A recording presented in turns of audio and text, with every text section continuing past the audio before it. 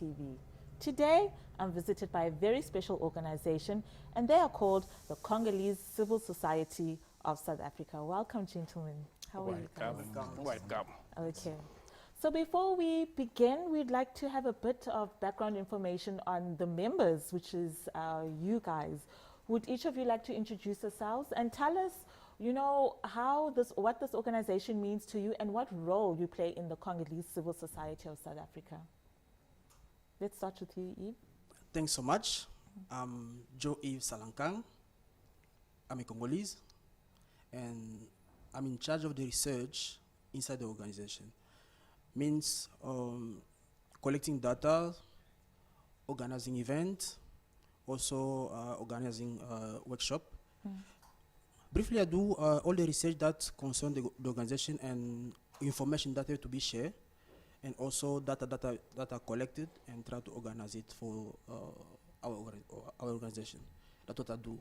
So being in such an organization is very important for me, because beside that, I also write for newspapers and magazine, especially French magazine and Congolese one. So sharing this time with my people, trying to understand all the challenges they go through, and try also to help them for the integration in South Africa is very important, even for myself, because it's my way to contribute to the history of my country, also for the battle that we start from there to here, to try to make a change. So it's very important for me to join such an organization. Okay. Can I just quickly ask, you're saying you're writing for Congolese and French newspapers. Yes. Is this how you're keeping in touch, keeping the community, the Congolese community in South Africa informed, and also, informing the others outside of South Africa, such as Congo, DRC, what's happening? So are you almost serving like as a link? Exactly. For instance, few months ago, was battling for a change in the regime. So people out of DRC, let's say all the community out of DRC, from Europe, America, South Africa, everywhere, people were demonstrating, making noise, trying to push from outside. And inside also, people were doing so. So sometime I have to write and give a review here, but publish in Congolese newspaper. Then they can understand what's going out also, that we still link even though we're so far. And trying also to collect data from there and give the feedback to our people here. They have to understand we must have the same level of understanding, then we can fight on the same level. Okay, thank you for that. Would you like to say your intro? No, thank you very much. Yeah. This is a great opportunity for me. My name is Isaiah Mombilo. I really, by the grace of God, I'm the chairperson of Congolese Civil Society. So the only thing I try to do is to leave a legacy, because I believe we are not born to be just there in life. We must do something in our society, in our community. So that's why it linked me, it pushed me to be in civil society, because I believe the Congolese have a very amazing history where people don't see the value of it, and we are just there. We focus on other things, but where if we put together our history in this life, in this world, the entire world, we find out the history they told other people to other countries is less than what is happening in Congo. Because Congo is like the center of the history of humanity in terms of so many things, but people are not informed. And then so many things happen in Congo, people decide to keep it in silent and to don't want people to know about it. And the system of the world switches off. So I believe I had to wake up on my own way to stand there in civil society to try to fight and to bring this up, to make people to know about how Congo is the center of everything, as other people say, is the center of economy of the world. So many people doesn't know. But it's also a center of the biggest Holocaust in the world. People don't know about it. So it's also the center of the evolution of technology. People don't know about it.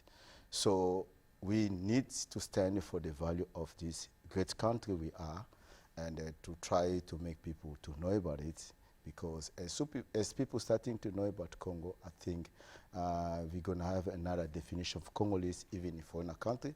And I can see even here, I see so many people undermining Congolese, sorry to say this, but if people can only know the history of Congolese and the value of that country, I think we should have some different way of treatment in foreign countries, because so many things is lay because of Congolese, but we don't talk about it. So my reason of being in civil society, it's more about leaving legacy. Okay. Yeah. Very powerful words indeed, Isaiah. Fidel, would you like to introduce yourself also? Yeah, thank you very much for the opportunity. And my name is Fidel Kalombo. I'm the vice chairperson of the Congolese Civil Society. As you say, the chairperson have said, and the researchers have also said about that, because we refuse flatly what is written and what is said, because we want to make our own history. This is the revolution place to make the way to understand the reality, because there is fake, I say fake history about the Congolese people. So we are the voice of the Congolese, the eyes of the Congolese society, wherever there is Congolese problem. We stand for that, to make clear the situation or the story, because there is a lot of things I've said, a lot of things I've written, but people swallow because they don't know the reality of the Congolese, they don't know the history of Congo. As my two colleagues said, we make a research and the story untold, because we refuse that story untold. They have to tell the people the truth, because people must know from the truth what is going on. See, as the president himself said, the chairperson said, right now, people sometimes minimize the Congolese. Sorry for that, because they don't know a reality. But the reality is, the Congo is the richest country around the world. If you watch on Fidel, TV... we are going to have to go to a quick break, but we will continue after this. Thank you, thank you. Don't go anywhere. Catch us after the break.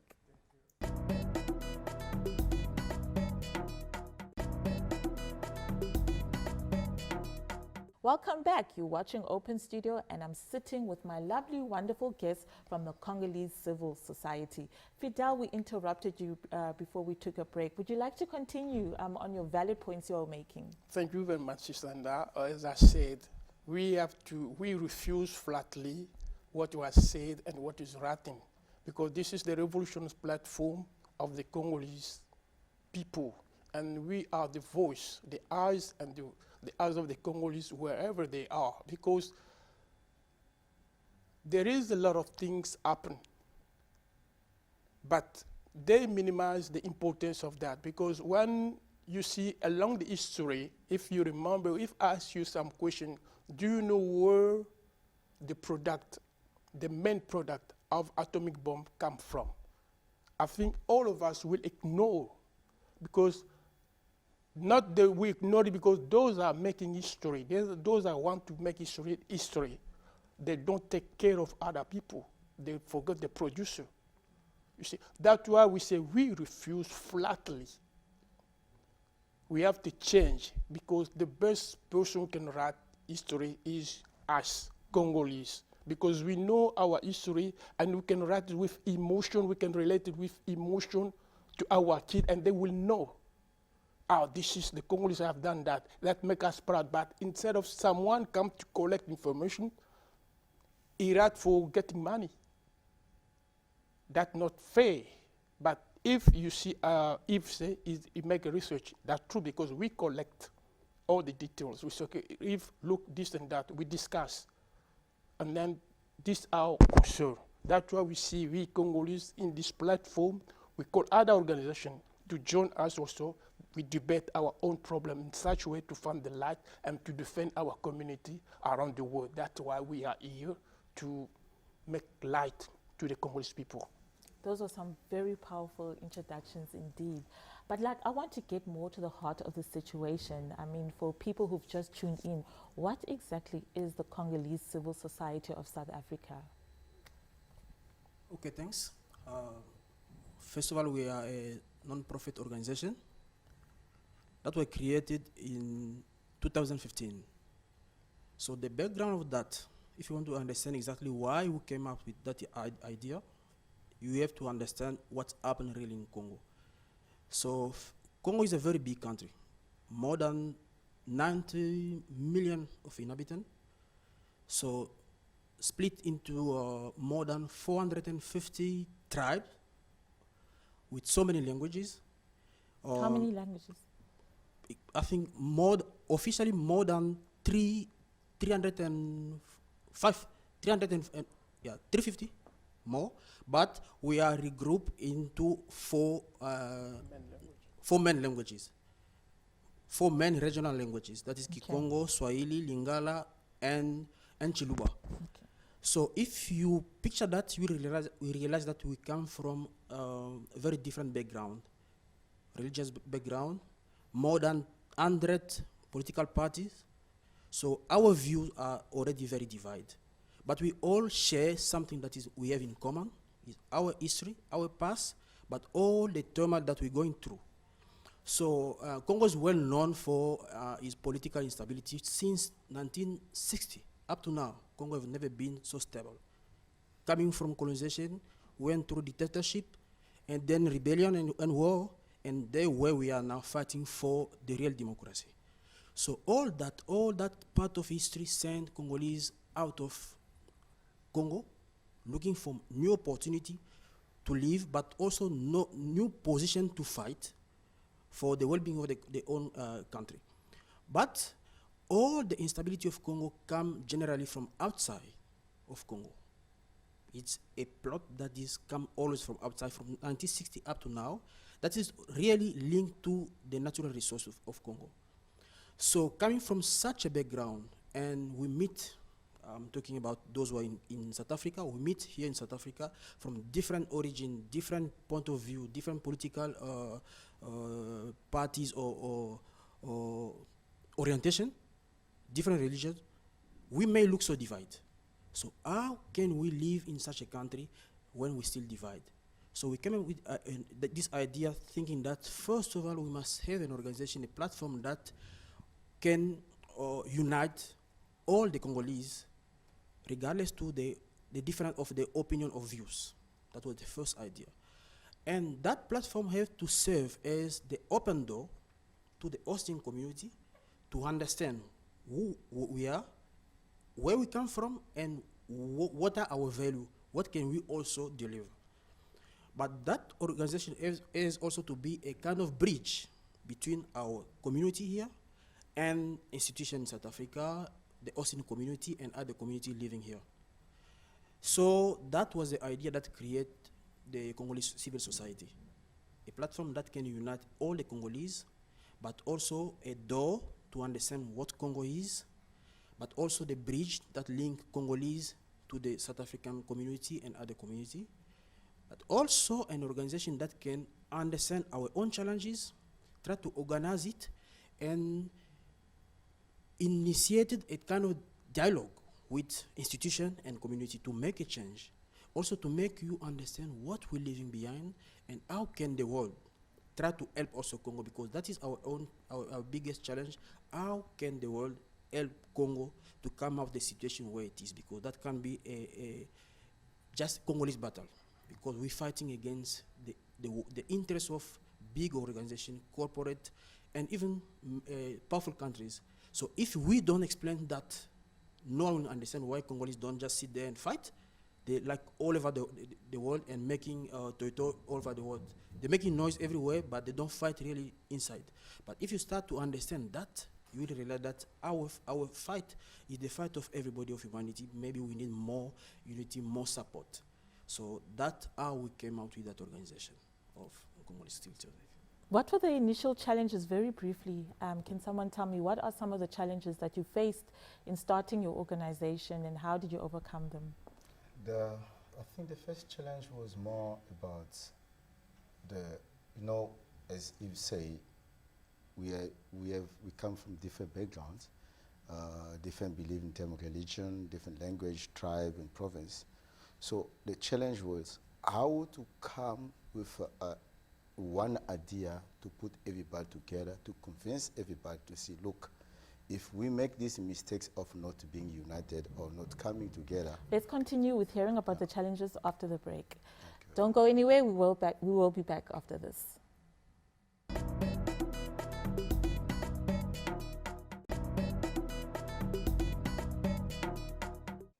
Thank you for staying in tune with Open Studio. Let's continue with our very interesting conversation. Isaiah, we were talking about the challenges in initially starting the Congolese Civil Society of South Africa. Would you very briefly tell us about some of the ones that you faced and how you've overcome them? The only challenge we did have is about how to come together for such a type of people where there are differences in terms of opinion, a way of thinking, a different province, different language.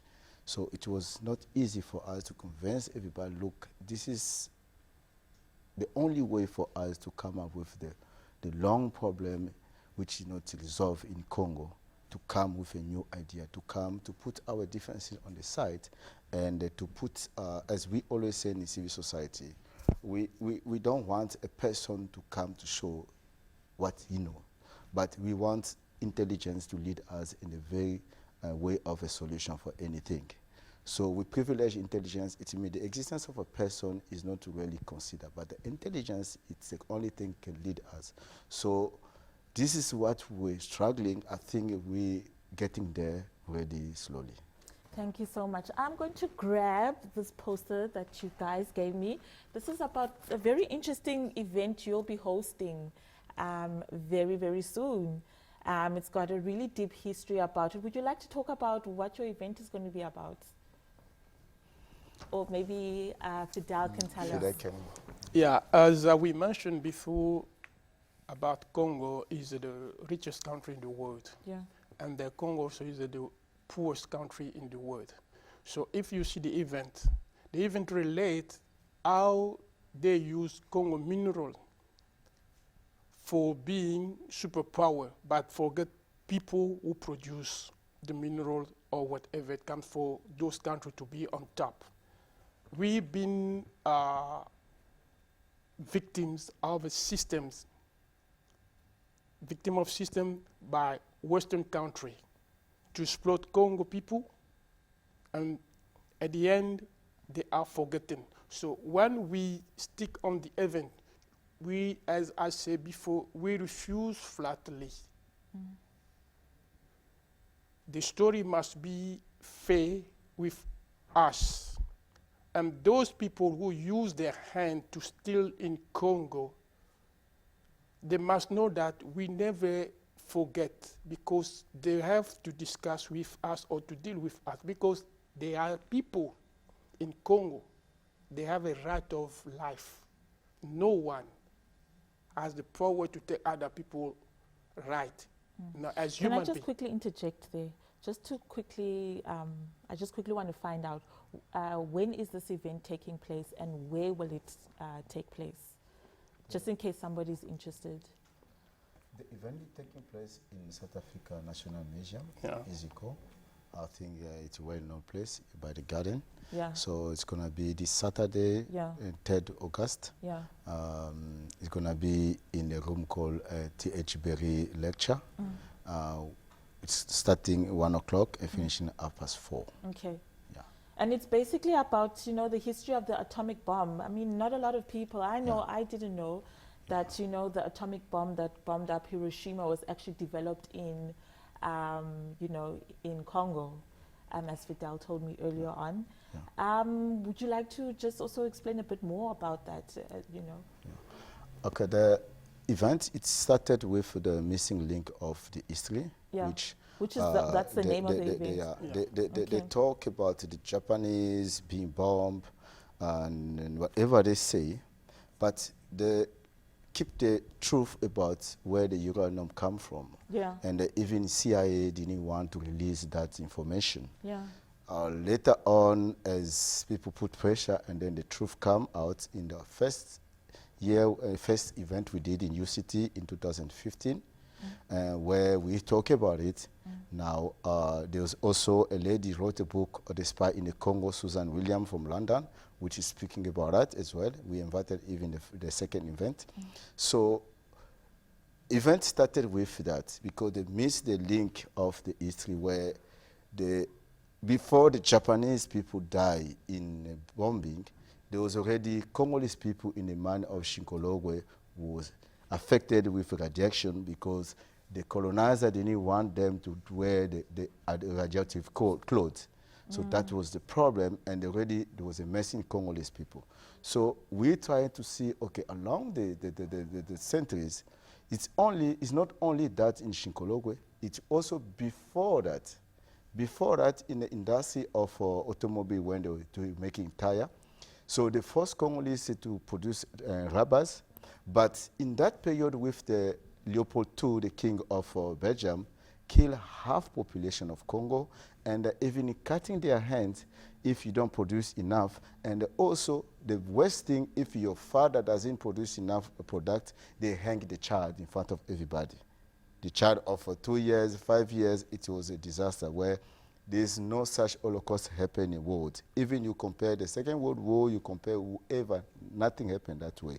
So and you're right, it's a Holocaust, Yeah. And it's hidden. I mean, these are horrific things. They don't want to talk. When they ask, they want to open a case against the Leopold II king of Belgium, and they bend that document and they squeeze everybody and they attack everybody who wanted to talk about that. That was a disaster. So along the history, we found out all the demand of mineral resources of any improving technology of the world, it's Congolese paying a price, but people don't want Congolese and the world to know about it. So you can talk about the building of devices like a laptop, like a cell phone, they're using coltan. Congo is the most produced coltan of the world, the most good quality one, which produce all your cell phone you're using. But how many people die for that exploitation of coltan? And from 12 what you're million. saying, Meaning 10 million of the rubber time, 12 million of the coltan time, plus the ones being killed now in the village called Minembwe right now. It means it's a continuity of the killing. And also we can see as the car going to be replaced by, the petrol car going to be replaced by the electrical car, Congo has 70% of the cobalt of the world. It means the demand of that cobalt is going to cause again the killing of Congolese in the future. So we're preventing, we're telling people what happened, we prevent also the future because we can see it's going to be a disaster. So the event this year now, we talk about mineral, military weapon, and the Holocaust. Why? Because mineral, it means we're talking about all the mineral or natural resources taken from Congo, which boosts the technology, whatever economy in the world. And the second part, we found out all the latest military weapon, device, drone, I'm so whatever. sorry, Isaiah. But I mean, you guys are going to need to come back here. But our time has run out from this interesting conversation. So sorry about that. But you promise you will come back. Okay. Thank you so much for joining us today in Open Studio. You can catch us next time at the same place. Thank you. Goodbye. Thanks, Sisanda.